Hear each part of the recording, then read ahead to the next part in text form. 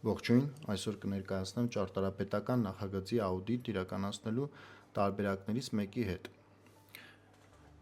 Ուրեմն, սկզբի համար մենք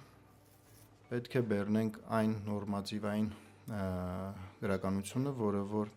անհրաժեշտ է որպես հիմք ճարտարապետական գծագիրը ստուգելու համար։ Ուրեմն, անցնում ենք հասարակական շենքեր և շինություններ նորմին,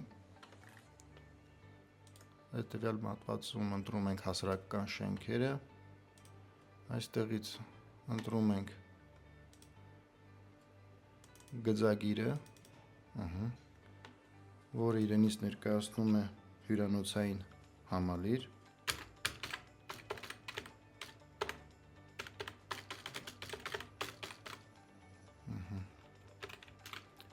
այդ նույն բանը կարող ենք ստեղ տեղադրել, ըստ անհրաժեշտության, որքան հնարավոր է ավելի մանրամասն ստեղ գրելով ավելի լավ արդյունքներ կարող ենք ստանալ, բայց այս փուլում հետևյալ կերպով ամփոփենք։ Այնուհետև մենք գնում ենք տիրույթներից որևիցե մեկը, տվյալ դեպքում խնդիրներ, դինամիկ վերլուծություններ տարբերակն եմ ընտրել, որի արդյունքում, ուրեմն,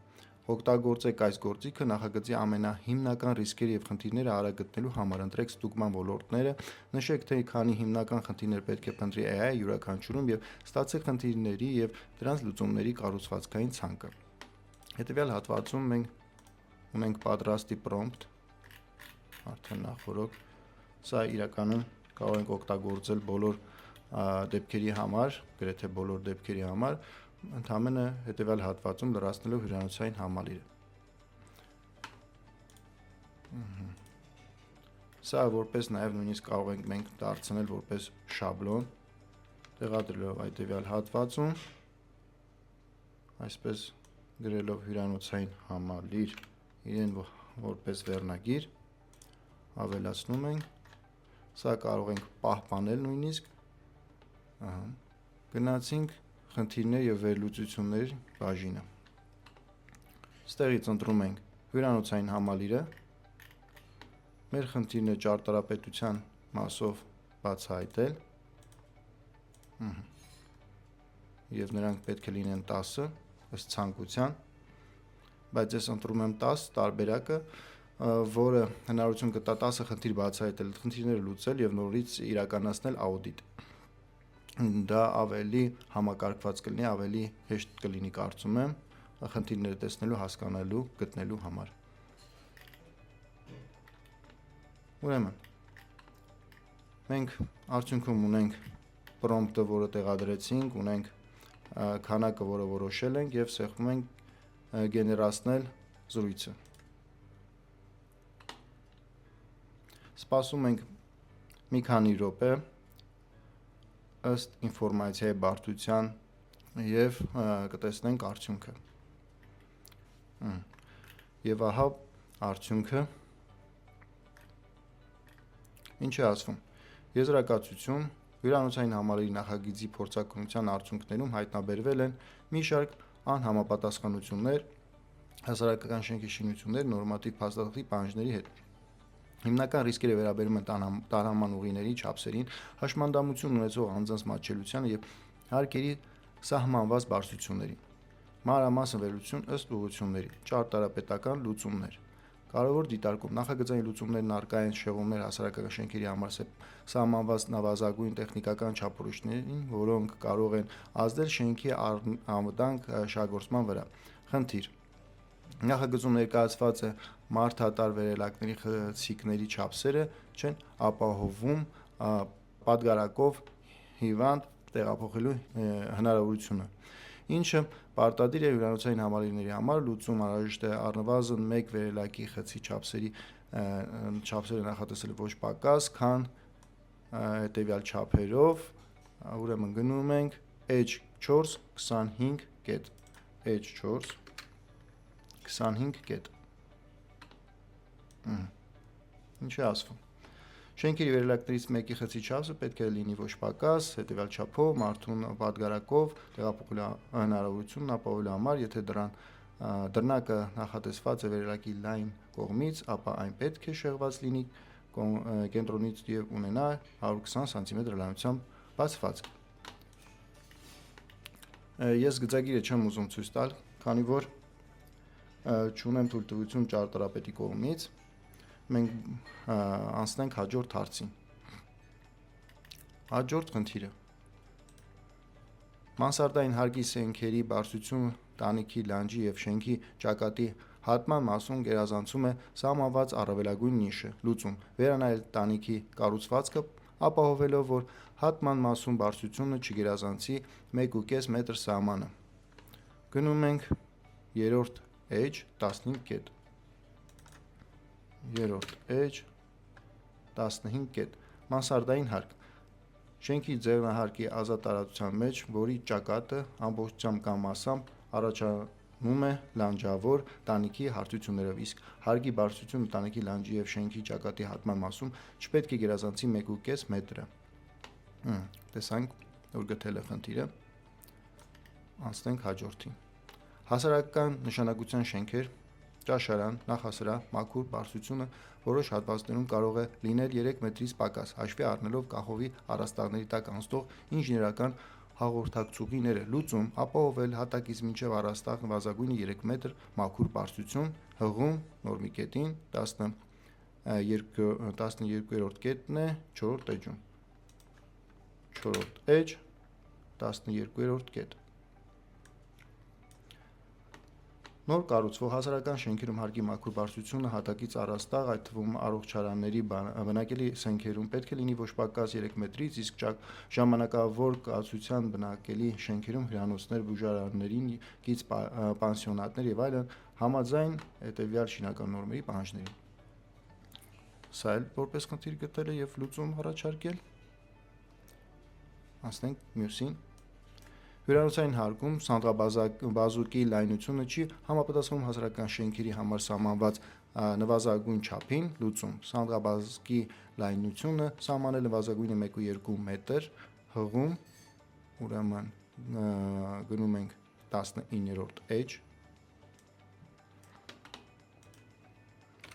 19-րդ էջ, 167-րդ կետ, 167-րդ կետ, երկրորդ ենթակետ։ Երկրորդ ենթակետ։ Մնացած շենքերում, ինչպես նաև հանդիսասրահների այն շինությունները, որոնք ուղղորդում են դեպի հանդիսատեսների կամ այցելուների գտնելու համար չնախատեսված սենքեր, նաև բուժական հաստատությունների այն շինություններում, որոնք առաջնորդում են դեպի հիվանդների գտնվելու համար չնախատեսված սենքեր, ինչպես նաև նախադպրոցական հաստատություններում։ Հիմա գնացինք հաջորդ խնդիրը բացահայտելու։ Հաշմանդամություն ունեցող անձանց համար նախատեսված սանանգույցների մակերեսը եւ դռների բացվածքը չեն համապատասխանում սահմանված նորմերին։ Լուծում. նախատեսել առնվազն 4 մետր քառակուսի մակերեսով սանանգույցներ, ապահովելով անարգել տեղաշարժը։ Գնում ենք 14 էջ 116 կետ։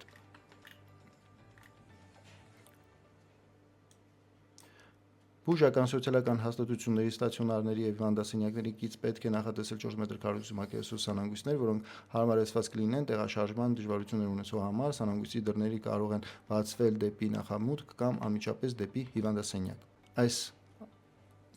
գաղափարը նաեւ հասկանում ենք, որ պետք է օգտագործվի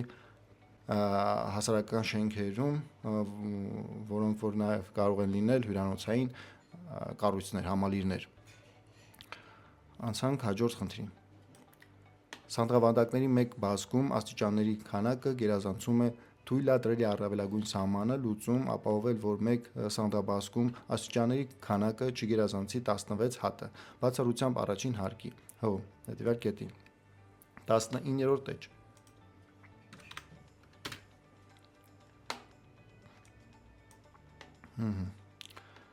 19-րդ էջ 170 կետ։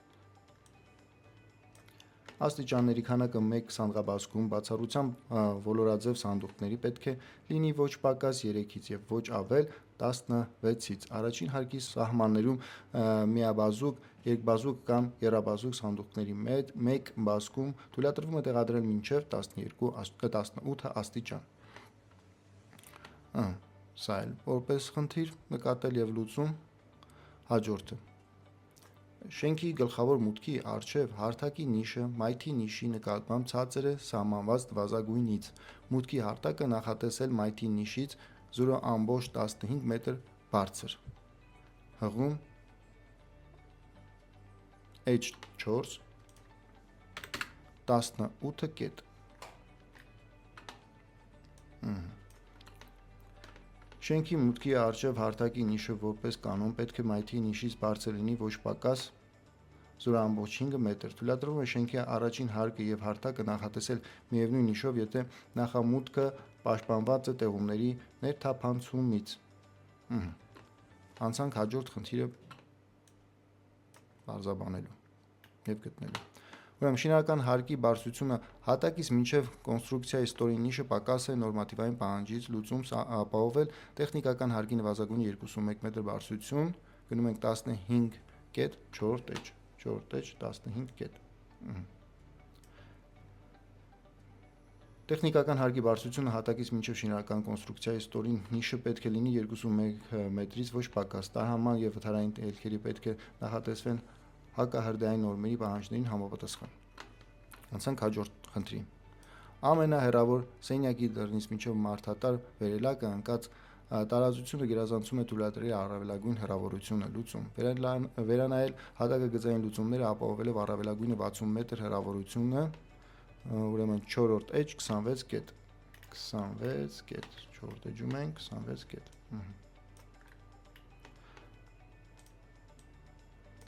Մարդկանց մշտական ներկայությամբ ամենահեռավոր սենյակի դռներից մինչև մարդատար վերելակը պետք է լինի ոչ ավել քան 60 մետր։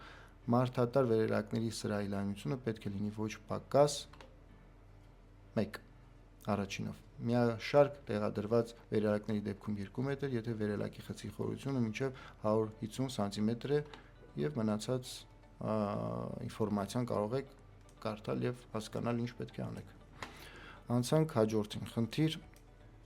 անձնակազմի համար նախատեսված սանանգույցներում տղամարդկանց եւ կանանց բաժանմունքների հարաբերակցությունը եւ առանձնացումը հստակեցված չէ։ Լուծում նախատեսել առանձնացված սանանգույցներ մեկը մեկի հարաբերությամբ։ Հղում ըստ համաձայն 13-րդ H-ի 106-րդ կետի, այսինքն 106-ը։ Տղամարդկանց ու կանանց սանանգույցները պետք է լինեն առանձնացված, ընդ որում սպասարկող անձնակազմի, աշխատակազմի եւ հաճախորդների սանանգույցները ելնելով տեխնոլոգիական նպատակահարմարությունից եւ նախագծման առաջադրանքից կարող են նախատեսվել ինչպես տարանջատ, այնպես էլ համատեղված։ Տղամարդկանց եւ կանանց սանիտարական սարքավորումների քանակը պետք է ընդունել մեկը մեկի հարաբերությամբ, եթե նախագծման արդյունքներով այլ բան նախատեսված չէ։ Եզրակացություն եւ հաջորդ քայլեր նախագիծը պահանջում է դրամշակման։ Վերը նշված ճարտարապետական եւ նորմատիվային խախտումները վերլուծելու նպատակով հատուկ ուշադրություն պետք է դարձնել տարաման ուղիների եւ հաշմանդամություն ունեցող անձանց համար նախատեսված հարմարությունների ճշգրտմանը։ Հարկ է նշել, որ որպես վերջաբան, ուրեմն անհրաժեշտ է կատարել նշված ուղումները եւ ներկայացնել կրկնակի փորձաքննություն։ Ինչու, որովհետեւ արդյունքում մենք կարողանում ենք նկատել նոր խնդիրներ եւս, որոնք անհրաժեշտ է նորից ուղղել, մշակել ու այդպես այնքան մինչև հնարավոր դառնա հասցնել այն շեմին, որը կբերի նախագծի ամբողջական նորմալ վիճակին։ Շնորհակալություն ուշադրության համար, հաջորդի անգամներում կծանոթանանք, թե ինչպես կարելի է լուծել այս կամ այն խնդիրը։ Ցտեսություն։